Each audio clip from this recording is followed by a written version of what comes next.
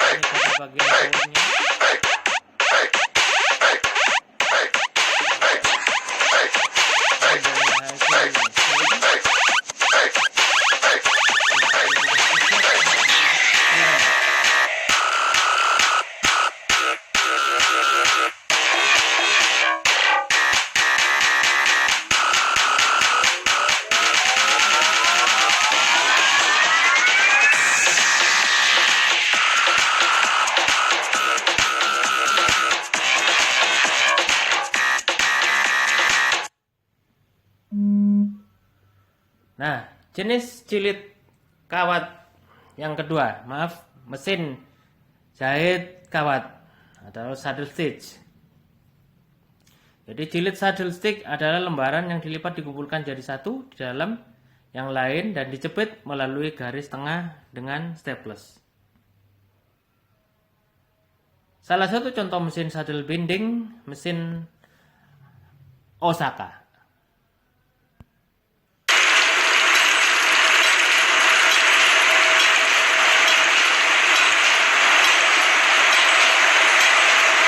Ini adalah bagian dari plating.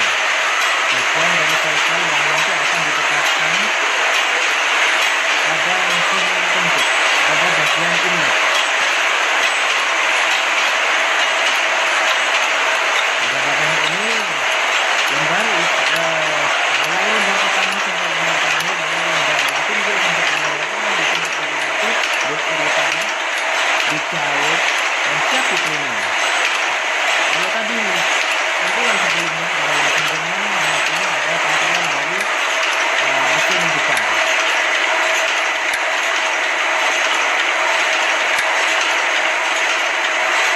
Ini adalah stitchingnya.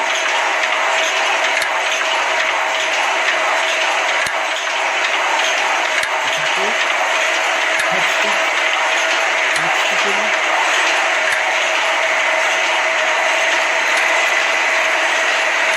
Ini bagian resultnya.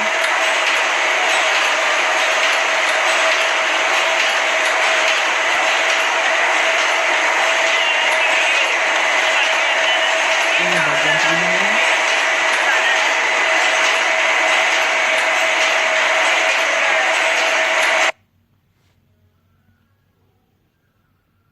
Jilid spiral. Jilid spiral adalah jilid buku untuk penggabungan blok isi dan sampulnya berupa spiral dari kawat atau nilon yang bening yang disisipkan dalam lubang perforasi pada punggung buku.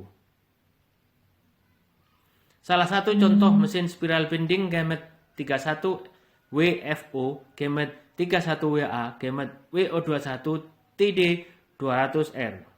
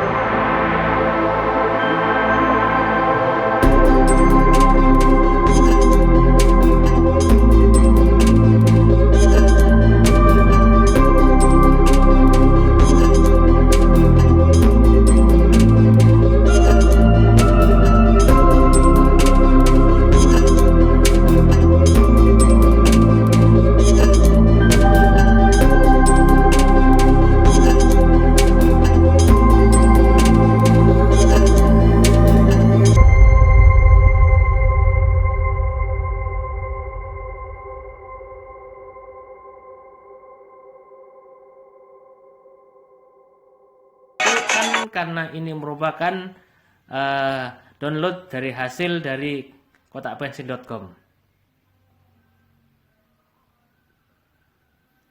Yang berikutnya adalah jahit benang. Teknik jilid yang menggabungkan 2 atau lebih kuras dengan menggunakan benang, tentunya dengan jarum jahit. Bagaimana prosesnya? Mari kita lihat berikutnya. Nah, sebelum itu kita ketahui dulu jumlah persyaratan yang harus dilakukan. Jadi, jumlah halaman dalam satu kuras bisa 8, 16, 24, 32, sama seperti halaman ini mulai dari kuarto, oktavo, sedisimu, dan 2 oktavo. Jadi 8, 16, 24, 32 halaman. Dan jumlah halaman ini tergantung dari gramatur kertas. Semakin tebal kertas, misalnya customer menginginkan gramatur tebal, maka jumlah halamannya akan ditentukan. Kalau 32, maka karena terlalu tebal, maka hasil jahitannya tidak akan bisa berhasil dengan baik. Artinya, karena dia punya jarak antara kuras yang satu dengan kuras yang lain, maka rentan punggung dari hasil jahitan tersebut gampang untuk rusak. Jumlah kuras dalam satu buku minimal 2 atau sampai tak terhingga, tergantung dari order sesuai dengan pesanan. Yang ketiga adalah blok buku dan cover buku dikerjakan pada mesin yang berbeda. Ini adalah yang blok bukunya. Salah satu contoh mesin jahit benang yaitu Kingston Speak Muller Martini. Kita lihat tayangannya.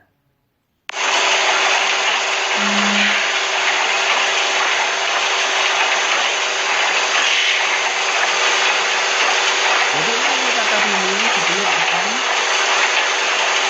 sebelum akan dijahit.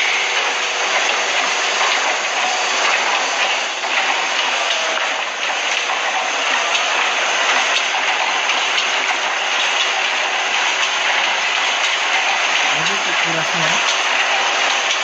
Kalau kita lihat ini kurasnya hanya sekitar 8 halaman.